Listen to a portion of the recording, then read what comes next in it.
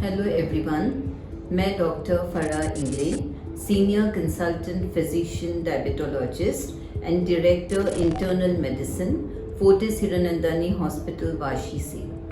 आज हम देखेंगे 30 साल की उम्र के विमेन ने अपनी हेल्थ का कैसे ध्यान रखें, क्या क्या टेस्ट करवाएं जब आप 30 साल की उम्र तक पहुंचते हैं। तो सबसे पहले है, मैं ये आपको क्लियर करना चाहूँगी कि जो भी बीमारियां पहले 50 साल के उम्र में होते थे, आजकल वही बीमारियां 25 से 30 साल के उम्र में दिखाई देते हैं। इसीलिए हमको थोड़ा प्रोएक्टिव रहना ज़रूरी है, अपना हेल्थ चेकअप करवाना ज़रूरी है, क्योंकि हमेशा सबको सिम्टम्स रहेंगे ये ज़रूरी नहीं है। बहुत बार बिना सिम्टम्स के प्रॉब्लम्स हो जाते हैं और कॉम्प्लिकेशंस भी हो जाते हैं विदाउट एनी वार्निंग सिम्टम और साइन। तो अगर 30 साल की उम्र आप लेते हैं तो ये एक लेडी के लिए राइप एज होती है। आजकल शादियां 30 साल की उम्र में होते हैं या 30 साल की उम्र की लेडीज़ कंसीव करते हैं, प्रेग्नेंट होते हैं, डिलीवरीज होते हैं। तो अगर आपकी हेल्थ ठीक नहीं रहेगी तो आप तो सफ़र होने वाले ही हैं, लेकिन आपके बच्चे पे भी उसका असर हो सकता है और आपके फैमिलीज पे नेचुरली असर होगा ही।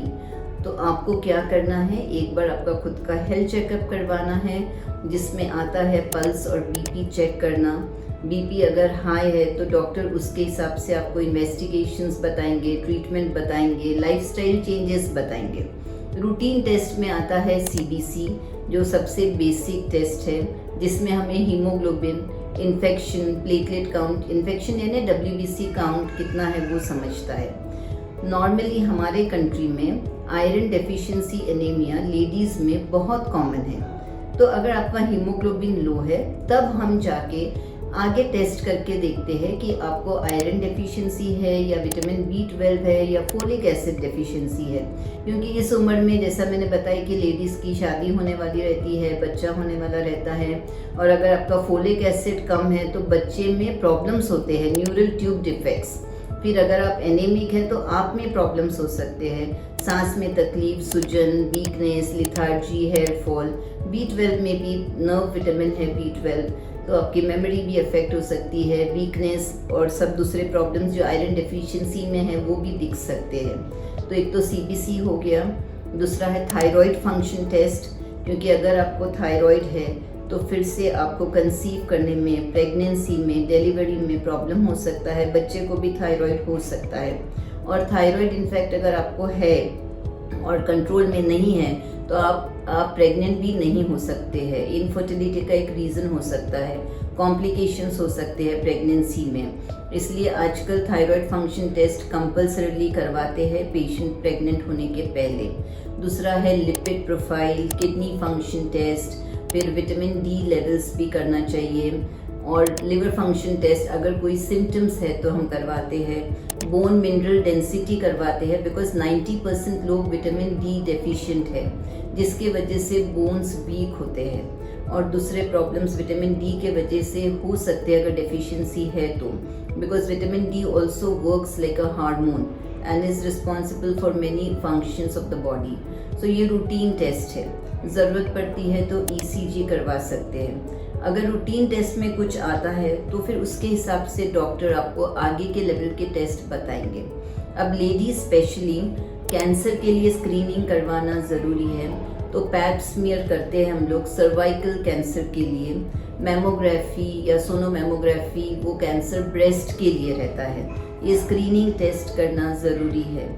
अगर नहीं है तो अच्छी बात है, अगर है तो फिर हम जल्दी से जल्दी आगे इन्वेस्टिगेशन करके ट्रीटमेंट कर सकते हैं, क्योंकि अगर कम या अर्ली स्टेज में उसे डिटेक्ट करते हैं तो ट्रीटमेंट इजी होता है, पेशेंट रिकवर भी हो सकते हैं, उसमें से निकल सकते हैं। अब जहाँ तक हेल्दी लाइफस्टाइल की बात है तो एक तो बैलेंस्ड न्यूट्रिशियस डाइट लेना चाहिए।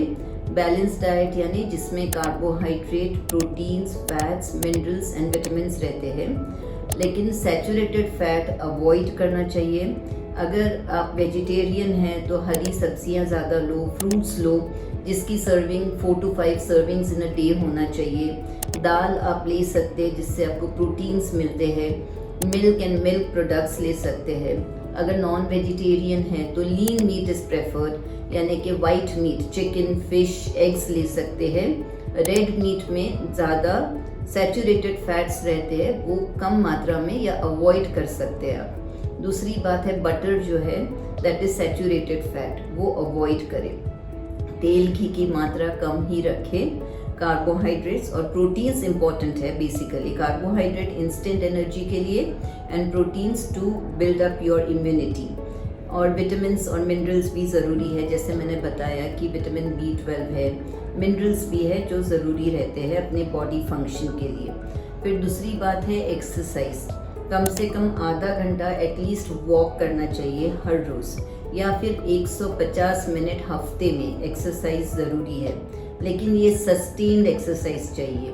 एक दिन करेंगे और 4 दिन नहीं करेंगे तो उससे प्रॉब्लम्स हो सकते हैं। एक्सरसाइज के बेनिफिट्स है कि आपके बोन्स, जॉइंट्स, मसल्स को रिलैक्स रखता है, इक्विलिब्रियम, कोऑर्डिनेशन मेंटेन करते हैं, आपको फिजिकली वेल बीइंग का फीलिंग देते हैं और आपको फिट रखते हैं, वेट कंट्रोल में रखने के लिए मदद करते हैं। तो एक्सरसाइज ज़रूरी है।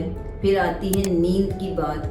कम से कम 6-7 घंटे पीसफुल अनइंटरप्टेड स्लीप होना चाहिए। स्लीप हाइजीन मेंटेन करना है, टाइम पे स्लीप होना चाहिए, यानी टाइम पे सोने को जाना है, टाइम पे उठना है।